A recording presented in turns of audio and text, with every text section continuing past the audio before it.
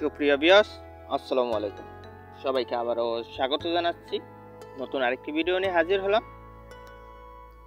দর্শক, আজকে আমরা আলোচনা করব পটল গাছে কি কি সার দিলে এবং কি কি পরিচর্যা করলে প্রচুর পরিমাণে আমাদের গাছে পটল ধরবে এবং একটা ফুল এবং একটা পটল আমাদের পচা লাগবে না, তা নিয়ে আজকে আমরা বিস্তারিত আলোচনা করব।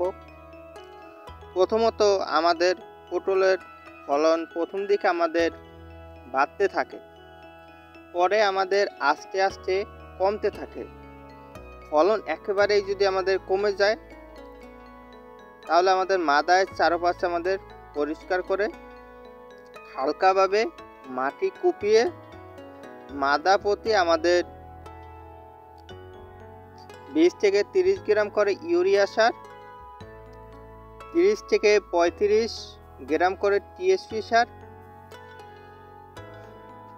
এবং 20 থেকে 25 গ্রাম করে এমওপি সার, এই সারগুলো প্রথমত প্রয়োগ করবেন। তারপরে প্রতি মাদা হিসাবে ম্যাগনেসিয়াম প্রয়োগ করবেন 40 গ্রাম করে, সালফার ব্যবহার করবেন 20 গ্রাম করে। এই সারগুলো আমাদের প্রয়োগ করলে গাছে দেখবেন নতুন নতুন ফল ধরে এবং ফলন অনেক বেড়ে গেছে। এভাবে দুবার আমাদের সার দিতে হবে, তাহলে দেখবেন পটল গাছে প্রচুর পরিমাণে পটল ধরবে।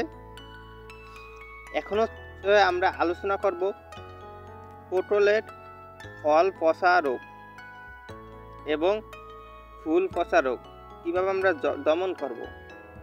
দর্শক, ফুল এবং ফল পচার জন্য আমরা প্রথমত ছত্রাকজনিত ম্যানসার আমরা স্প্রে করব, কীটনাশক আমরা স্প্রে করব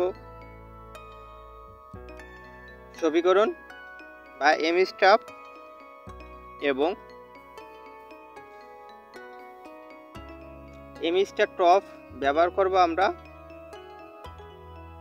এবং ফ্লোরা ব্যবহার করব। এগুলো আমরা ব্যবহার করে প্রতিটা আমাদের ঔষধ ব্যবহার করতে হবে 7 দিন পরে পরে। আমাদের ঔষধগুলো একসাথে আমাদের ব্যবহার করা যাবে না, প্রতি 7 দিন পর পর আমরা চেঞ্জ করে আমরা স্প্রে করলে আমাদের ফলন দ্বিগুণ হবে এবং ফুল এবং পটল একটাও দেখবেন আপনার পচা লাগবে না। এরকম পরিচর্যা করলে অল্পতে আপনারা খুব লাভবান হবেন এবং এই সারগুলো আপনারা যদি প্রয়োগ করে থাকেন আপনারা লাভবান হবেন। তো দর্শক, আপনারা এই পটল ছাদ বাগানে, জমিতে, টবে, বাড়ির আঙ্গিনায় যে কোনো জায়গায় আপনারা চাষ করতে পারেন। লতাবিহীন আপনারা এটা চাষ করতে পারবেন। লতা থেকে আমাদের চারা তৈরি করা হয় পটলের, এটা আপনারা চাষ করবেন খুব সহজেই, কোনো ঝামেলা ছাড়া অনেক লাভবান হবেন। তো দর্শক, তারপরে আমরা পটল গাছে ভালো মতন মাদায় সারগুলো দিয়ে মাটি দিয়ে আমরা ডেকে দিব, যাতে আমাদের ছালগুলোর অ্যাকশন থেকে যায় এবং কোনো সার যে আমাদের নষ্ট হয় না এবং বৃষ্টি আসলেও যে আমাদের সারের অ্যাকশনগুলো না যেয়ে থাকে। তো দর্শক, আজকে আমি এখানেই বিদায় নিচ্ছি।